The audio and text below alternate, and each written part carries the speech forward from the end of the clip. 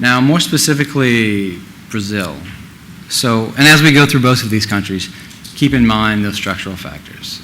Political stability, the policy continuity, good macro policies, and also the shift in the trading relationship. So Brazil, pre-crisis, so Lula came into power in 2002.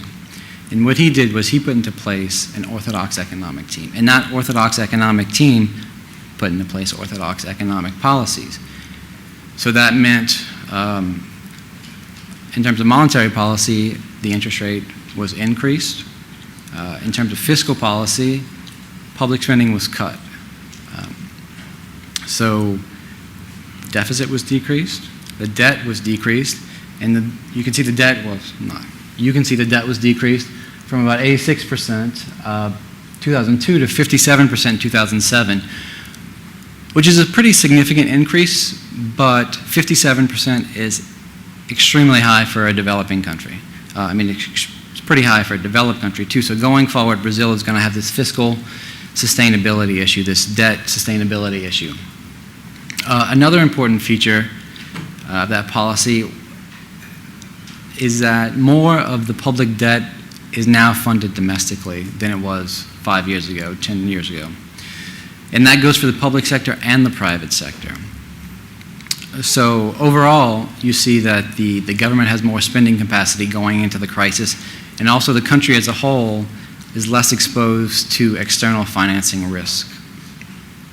And another feature that's more specific to Brazil was Lula's focus on social spending.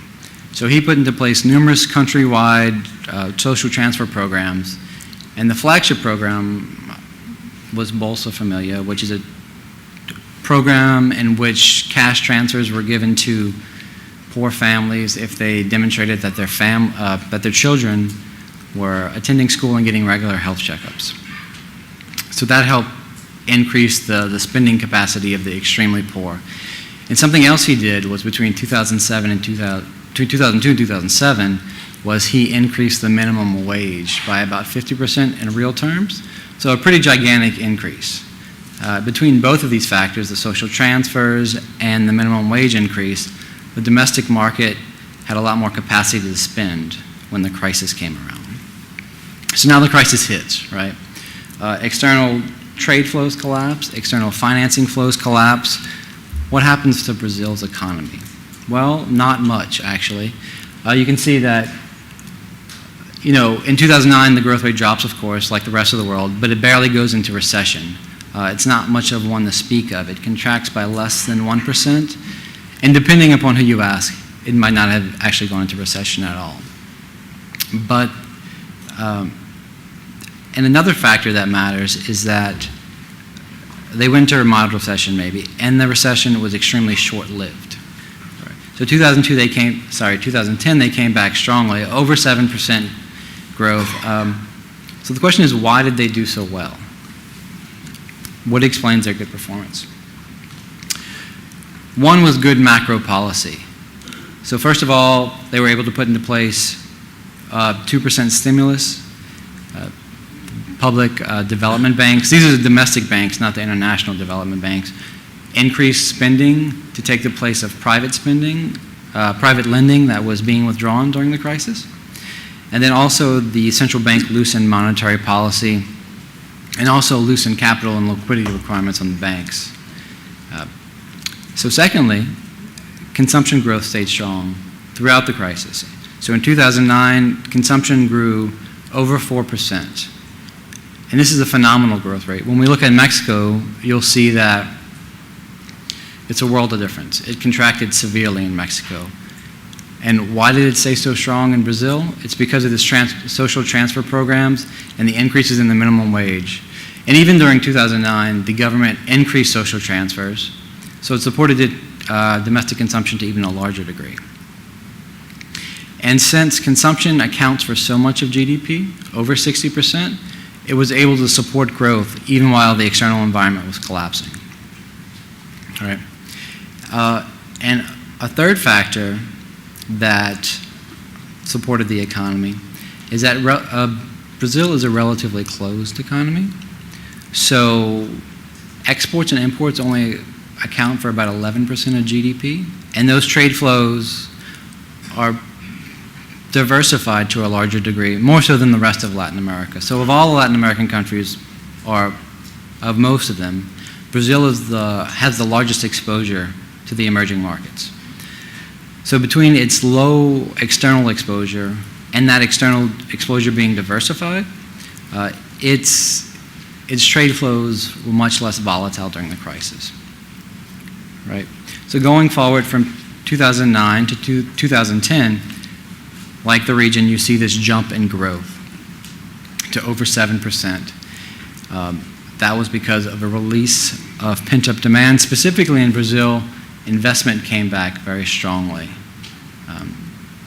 And also, as the external environment's improved, the export sector has grown, specifically commodities. So all of that helped to support the economy in 2010. And as we move from 2010 to 2011, expect to see the growth rate drop by quite a bit. So from over 7% to closer to 4%. And there's a few reasons for that. One, the pent-up demand has largely been exhausted, right? Especially in Brazil, there's increasing inflationary pressures. So expect to see stimulus withdrawn, at least monetary stimulus. Fiscal stimulus, it's uncertain what's going to happen. There's a new president that has come into power. She seems to be more of a spender than we would like. And unless she actually, she says she has decreased spending, but it's not a lie, but it's measured to a relative to an overly optimistic budget projection for 2011. So it's not a decrease from 2010. And monetary stimulus has already been started to be withdrawn. So that'll help to slow the economy in 2011. And something else is with the relatively strong capital flows, the real has strengthened quite a bit, and that is going to slow the export sector, which will slow the economy, but I don't want to put an excessive amount of emphasis on that since the external sector is so small in Brazil. So I think the effect on the exchange rate has been a bit overplayed in that country. So going forward, though, from 2011 forward, expect to see, like the region, growth in the area of 4.5% maybe, but not too much more than that. Especially in Brazil, because Brazil has an extremely low investment rate and has for quite some time, so they've built up this investment deficit. So they need to make up for that. And fortunately for the country, they are hosting the World Cup and the Olympics in the next several years. And if they can use those opportunities to front-load investment, they can make up that deficit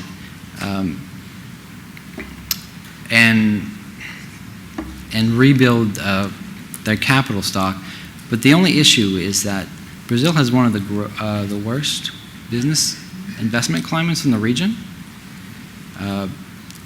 Specifically, tax policy, labor market policy are highly restrictive. So it's very difficult for a foreign company to come into the country and find its way and make a good profit. So if they can address that business climate, accumulated capital, I think the country has a bright future. If it can't, then I think, like the region, it will largely waste its current promise and stagnate economically.